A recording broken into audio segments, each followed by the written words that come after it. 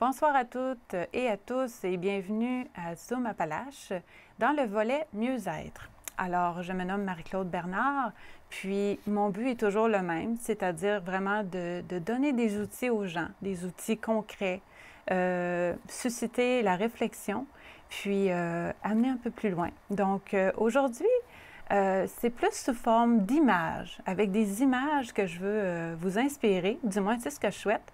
Donc, allons-y. Des fois, c'est des dessins tout simples, puis qui sont très porteurs de sens. Finalement, ça l'a été pour moi, puis c'est pour ça que j'ai décidé aujourd'hui de vous offrir ça. Parce que je me rends compte au fur et à mesure au fil de mon travail comme intervenante et tout ça, je me suis aperçue que les outils qui ont été vrais et porteurs de sens pour moi, bien, je suis souvent en train de les répéter aux gens. Il faut croire qu'il y a une résonance, il y a quelque chose qui résonne et qui fait du sens en chacun. Donc, c'est ce que je vous partage aujourd'hui. Alors, commençons avec un premier dessin, tout simple, mais tellement porteur. Alors, imaginons une rivière. D'accord? Alors, on est ici. Voilà. Et on a un but à atteindre. Ça, c'est ma rivière. On a un but à atteindre de l'autre côté de la rivière. Et nous, on est là. Et évidemment, c'est ça. Notre but, c'est d'atteindre cet objectif-là. Donc, peu importe que ce soit une habitude à changer, que ce soit sortir d'une relation malsaine, que ce soit réaliser des rêves vraiment professionnels ou autres, peu importe la raison, l'objectif, le but qui est à l'autre bout, l'idée, c'est de finalement passer à l'action. Et on sait, passer à l'action, c'est pas pour rien qu'il y a tant de livres, il y a tant de chroniques qui décrivent ce contenu-là. Passer à l'action, c'est la bête noire de plusieurs. On est bien dans nos zones de confort et tout. Puis, moi, c'est drôle, c'est vraiment ce dessin-là qui, je sais pas, a rentré en dedans de moi comme faisant du sens. C'est comme si je pouvais vous dire, c'est que on peut pas, c'est impossible d'être capable de savoir tous les pas que la vie va m'amener pour atteindre mon but. C'est impossible de savoir ça d'avance. Mais la seule chose qu'on a à savoir, c'est de faire le premier pas. C'est la chose qu'on a à faire, en fait, excusez-moi. La seule chose qu'on a à faire, c'est de faire un premier pas.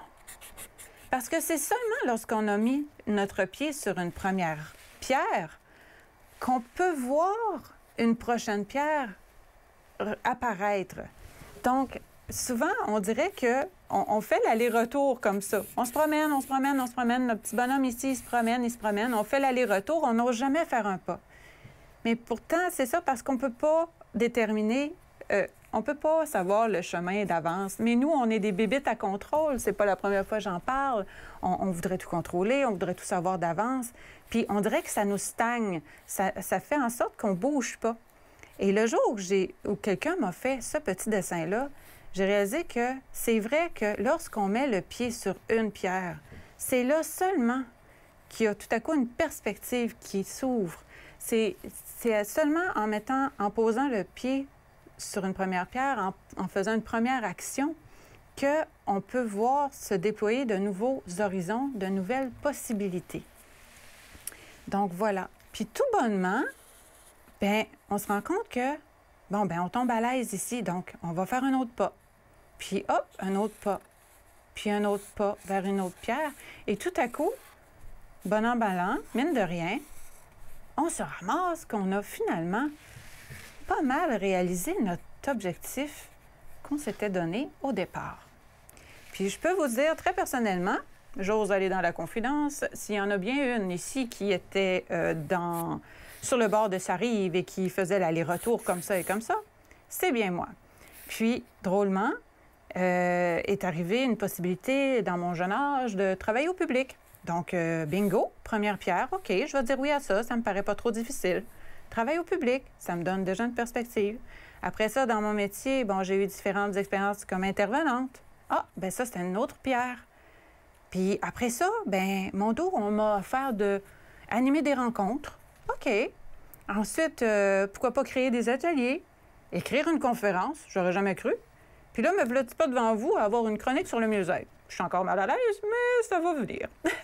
Fait que tout ça pour dire que je pouvais absolument pas, ici, sur ma rive, penser ou croire pouvoir définir tout ça d'avance. Il faut faire confiance à la vie, mais je pense que ce petit pas-là devient pas mal moins épeurant que de tenter d'imaginer la suite, tout le chemin à parcourir. Alors, il faut faire confiance. Voilà. Ensuite de ça, je vous propose un autre dessin.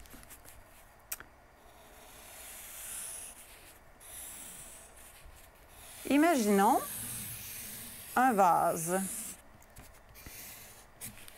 Ça ressemble à un vase, voilà. Puis ça, c'est un petit peu, comment dirais-je, dans une situation quelconque où on a à performer, on a à organiser quelque chose, on sait, on donne le meilleur de soi-même et tout ça.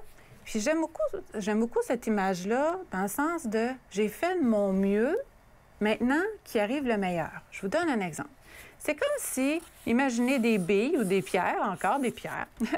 Donc, des billes ou des pierres dans le fond de mon vase. Je vais en dessiner quelques-unes. Bon. C'est comme si chaque pierre ou chaque bille, c'était ma contribution pour que le projet, la situation ait un succès. C'est mon travail à faire, c'est mon action à poser, c'est mon pas à faire, justement. Donc, ça, je suis capable de le faire. Je vais mettre du mien, je vais mettre le meilleur de ce que je suis capable de faire, je vais faire de mon mieux. Puis là, bien, il faut oser s'en remettre à plus grand que soi.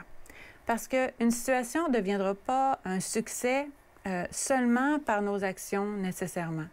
Donc, s'en remettre à plus grand que soi, bien oui, j'interpelle les croyances de chacun, puis peu importe les croyances, on a le droit à tout, que ce soit la source, l'énergie, Dieu, les anges, peu importe. Mais l'idée, c'est d'imaginer que cette instance plus grande que soi, c'est comme si c'était l'eau qu'on ajoute à notre projet. C'est comme si on versait l'eau pour faire un complément. Donc ça, c'est mon travail. C'est ce que j'ai à faire, c'est ma job, faire de mon mieux, ajouter mes qualités, mes capacités dans un projet. Puis, l'eau qu'on ajoute, bien, c'est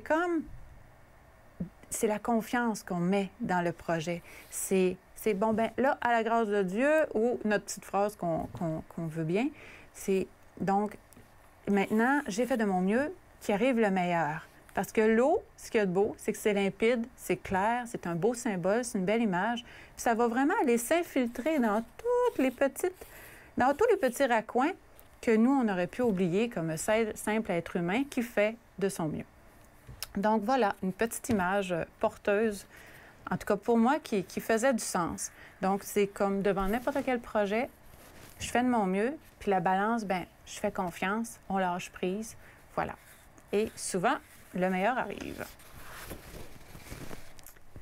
Tant qu'à être dans les vases, je vais me retourner un petit peu, je vais vous en faire un autre, et probablement que celui-là, vous le connaissez déjà.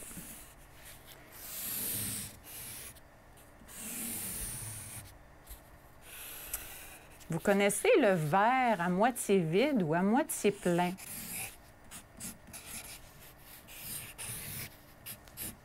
Donc,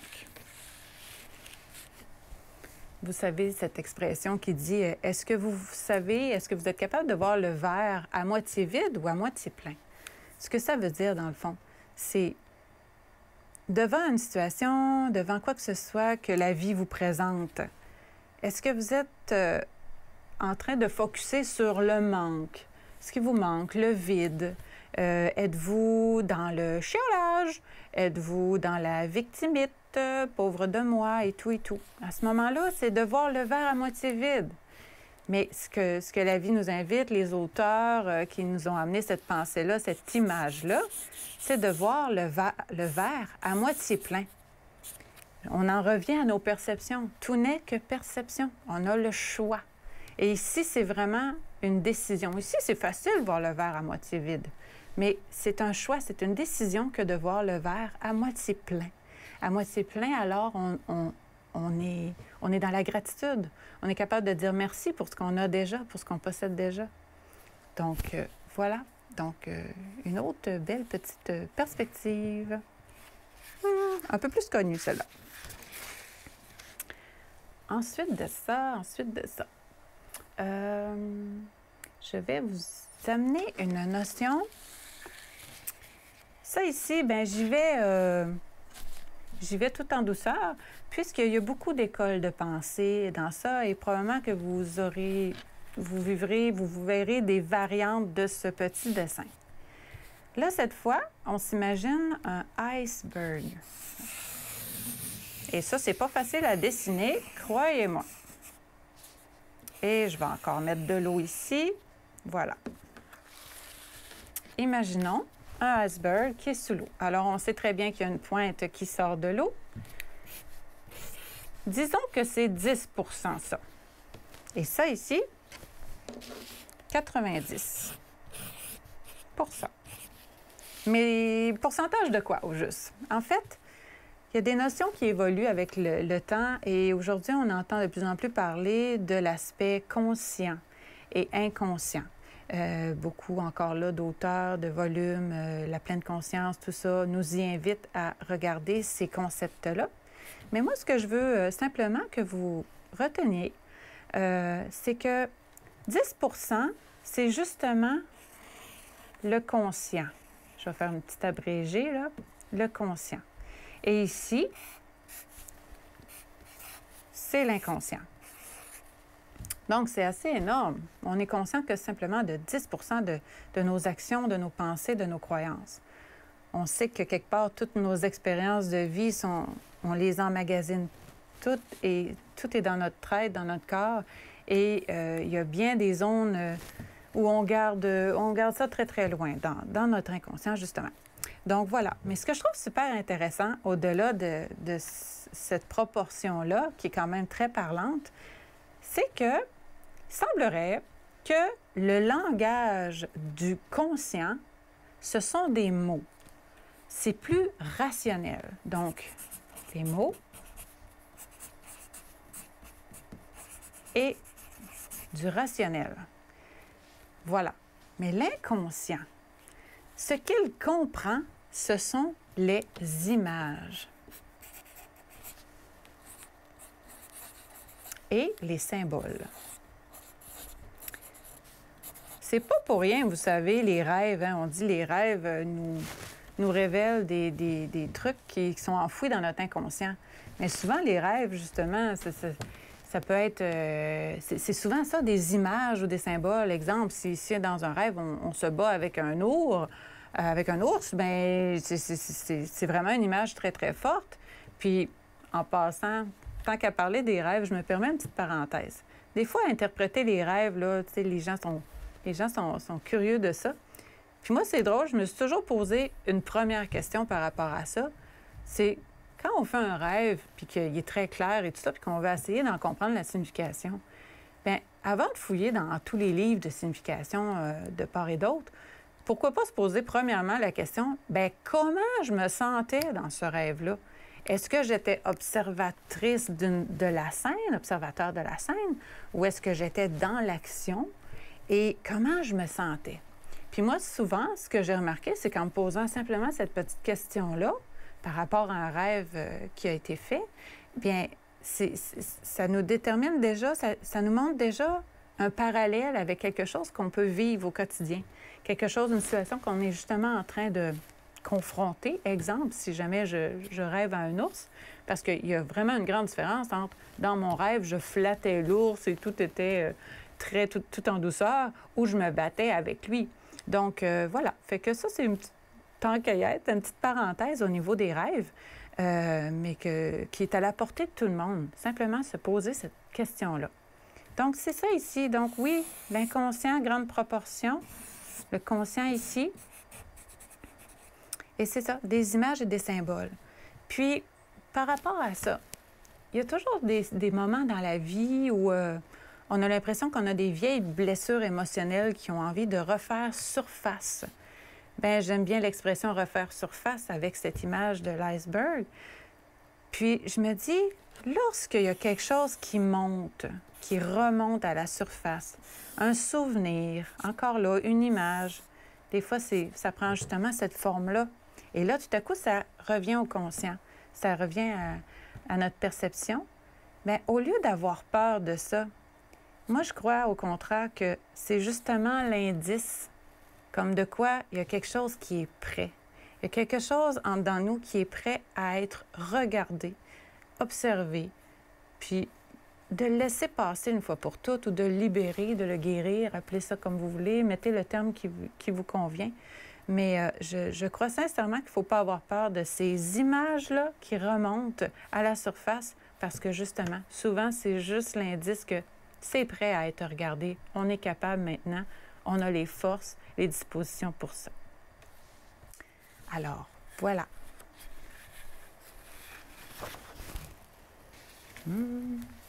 Ensuite, je vous donne une dernière image pour aujourd'hui. Mais là, cette fois, c'est un petit peu plus sous la forme de tableau.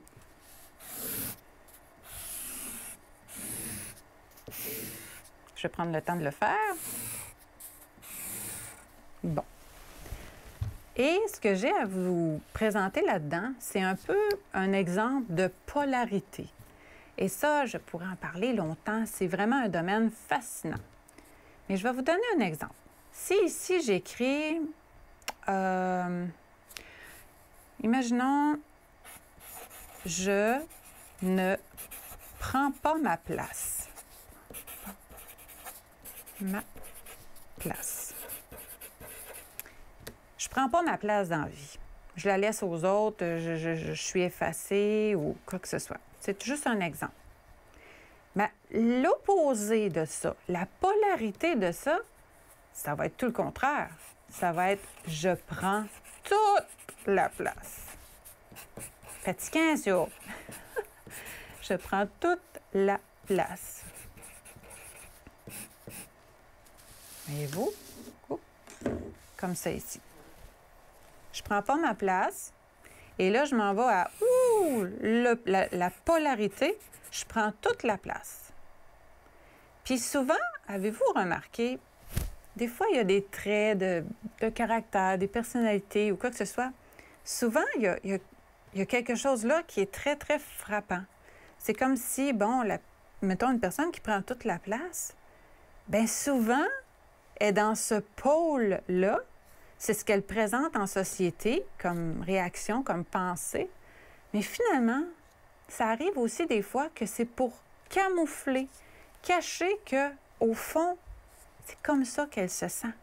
Elle ne prend pas toute sa place, elle se sent inférieure.